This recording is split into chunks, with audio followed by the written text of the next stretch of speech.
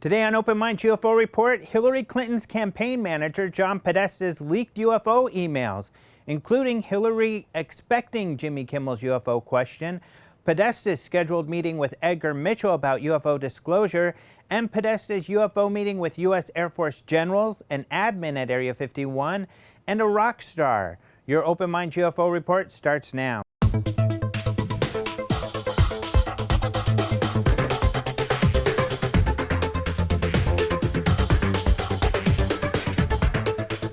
Hello and welcome to the Open Minds UFO Report. My name is Alejandro Rojas. The 2017 presidential campaign is finally over, and so are the mysterious leaks of emails posted by WikiLeaks of Hillary Clinton's campaign manager John Podesta.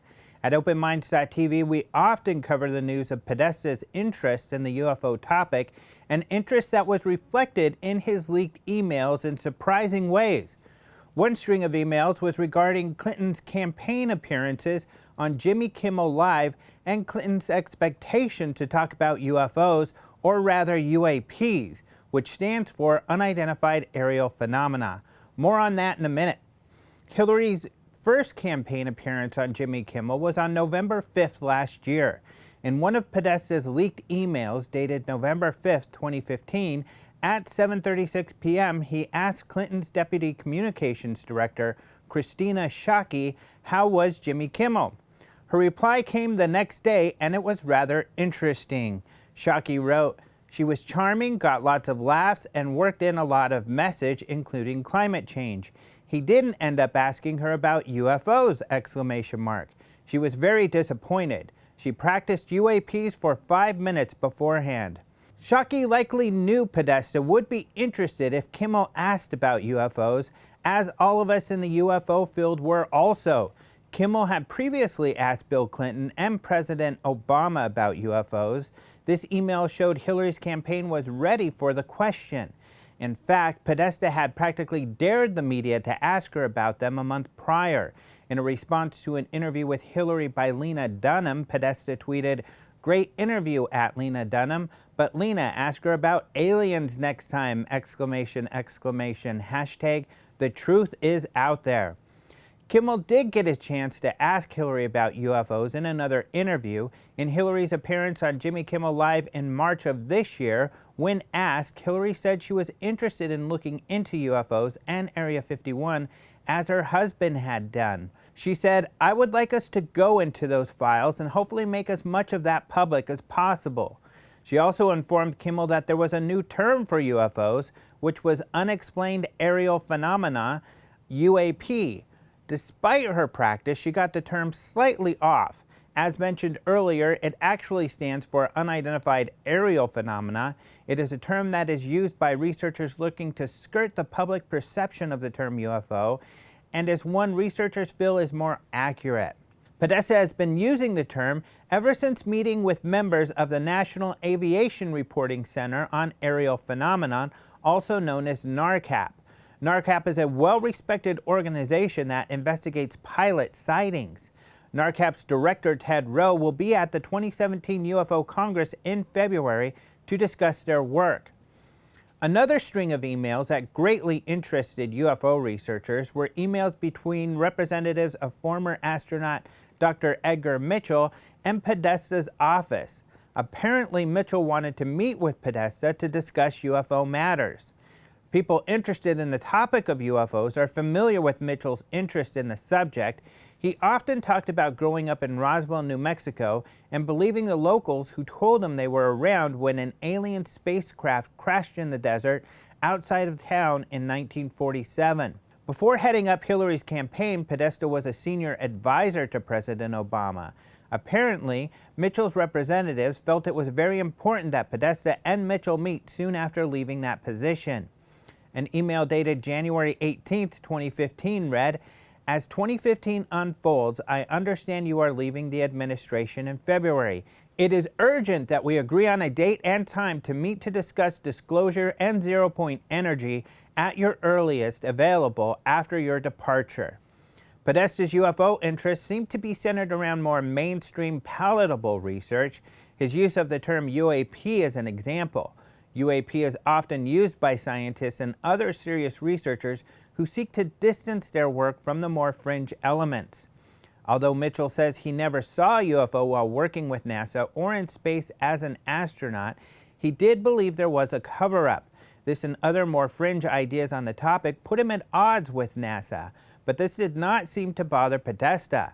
Further emails showed Podesta's office did attempt to find time to speak with Mitchell, but a time was never set before Mitchell's passing in February of 2016. Perhaps one of the more shocking revelations from the Podesta emails is his involvement with rock star Tom DeLonge, who is seeking to expose a vast UFO cover-up within the government. DeLong, the former frontman for the band Blink-182 and currently for the band Angels and Airwaves, says he based his recent fiction book, Secret Machines Book 1, Chasing Shadows, on information fed to him by government insiders. The book is about the government's decades-long project to back-engineer alien technology and hide it from the public. According to Rolling Stone, DeLong claims he was approved to say he used sources within the aerospace industry and the Department of Defense and NASA. Who approved him to say this and who are his sources? And to the Podesta WikiLeaks, we had no idea who these people were, if they were really with the government, or if they existed at all. It turns out DeLong was having conversations with insiders, and some of the names of the people he was talking to are in the Podesta emails. In fact, Podesta invited them to a meeting. A Google Hangouts invitation sent out on January 24th for a meeting on January 25th at 10:30 a.m. included Rob Weiss, Executive Vice President and General Manager for Advanced Development Program Skunkworks at Lockheed Martin Aeronautics. Skunkworks is the group that built Area 51 at the behest of the CIA, and for decades has worked on developing top-secret advanced aircraft. Another attendee, Major General William N. McCaslin, is the commander of the U.S. Air Force's research laboratories at Wright-Patterson Air Force Base. Wright-Patterson has a rich history in UFO folklore, as it was the home of the Air Force's official UFO investigations from 1947 to 1970. And the final attendee was retired U.S. Air Force Major General Michael Carey. According to his Air Force bio, Carey was a special assistant to the commander, Air Force Space Command, Peterson Air Force Base, which is also the home of NORAD. Peterson is at the base of the famous Cheyenne Mountain. A recommendation for DeLong's book written by Carey can be seen on the book's webpage on Amazon.com. This appears to be extraordinary. DeLong met with the head of a research lab famous for UFO research, a man who worked for the head of Air Force Space Command, a man who is in charge of the people who run Area 51, and the campaign manager of the person who might have been the next president of the United States. As if that is not exciting enough, DeLong seems to imply in other emails that General McCaslin claims to have recovered an alien body. Although McCaslin seemed to take a skeptical viewpoint at the Google Hangouts meeting. The meeting took place on January 25, 2016 at 10:30 a.m. In an email from DeLong to Podesta sent that afternoon, DeLong writes of McCaslin, "He mentioned he's a skeptic. He's not. I've been working with him for 4 months. I just got done giving him a 4-hour presentation on the entire project a few weeks ago. Trust me, the advice has already been happening on how to do all this. He just has to say it out loud. But he is very, very aware he was in charge of all the stuff. When Roswell crashed, they shipped it to the laboratory at Wright-Patterson Air Force Base. General McCaslin was in charge of that exact laboratory up until a couple years ago. He not only knows what I'm trying to achieve, he helped assemble my advisory team. He's a very important man." While it seems McCaslin was reticent to share what he had previously told DeLong, this email is not the extent of DeLong's shocking claims regarding a previously unidentified general who DeLong claims helped him assemble his team of insiders. On July 5, 2016, DeLong posted a statement on Facebook with a picture of the gates at Area 51. In it, he describes meeting an unnamed general in his 60s who told him that during the Cold War we found a life form.